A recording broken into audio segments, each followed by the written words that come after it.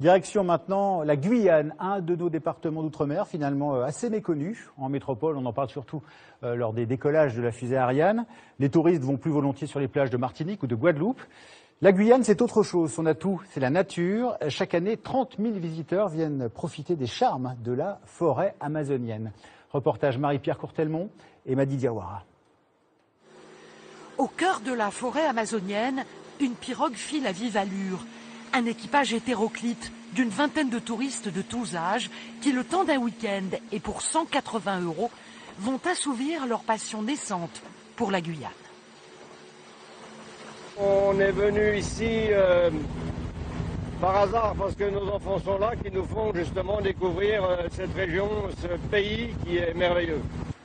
Et 2 heures de navigation plus tard, une première découverte étonnante. Un camp parfaitement aménagé en pleine forêt. Oh là là, excellent.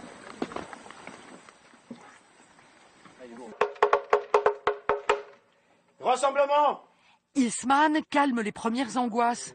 Il explique tout de suite à ses clients comment ils vont pouvoir dormir dans ces drôles de cabanes que l'on appelle ici des carbets. Donc vous allez mettre votre genou au centre de la hamac, d'accord? Et vous allez appuyer, d'accord? Vous appuyez au fond, ça tire la hamac, ça retourne la hamac. Très vite, les touristes partent à la découverte de la forêt en compagnie d'un guide amérindien. Voilà. Alors donc, je vais vous parler donc du palmier Muru. L'eau qui se trouve à l'intérieur, elle est toxique. Il faut pas le boire.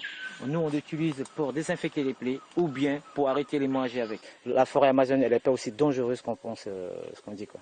Donc, fait que j'aimerais bien partager mon savoir à tout le monde, quoi. On sait grâce à cette excursion qu'on peut se balader en forêt et se soigner si vraiment il nous arrive quelque chose. Donc bon, c'est bon à savoir. C'est pas dit qu'on y pense sur le moment, mais bon, voilà. La journée se poursuit avec une initiation aux techniques de l'orpaillage. Vous malaxez votre sable, vous le malaxez bien. Ensuite, dès que vous avez fini de malaxer votre sable, vous prenez votre bâton à 2 mains, vous faites une forme circulaire dans l'eau. Cette ruée vers l'or suscite beaucoup d'espoir. Assez pour acheter une maison peut-être. Mais surtout, une certaine déception.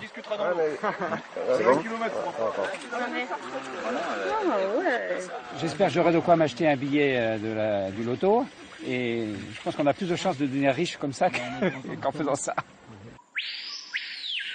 Et à l'heure où le soleil se couche, pendant que certains festoient, pour d'autres, c'est le moment d'expérimenter les fameux hamacs. On est dans la nature, on se retrouve, on a les oiseaux, les cigales, absolument tout, ça berce quelque part, ça berce. Au point que le lendemain matin, tout le monde est d'attaque pour descendre une partie du fleuve à la nage. Et que l'on se rassure, aucun des 1300 touristes qui participent chaque année à ces formules week-end ne s'est fait encore croquer par un caïman.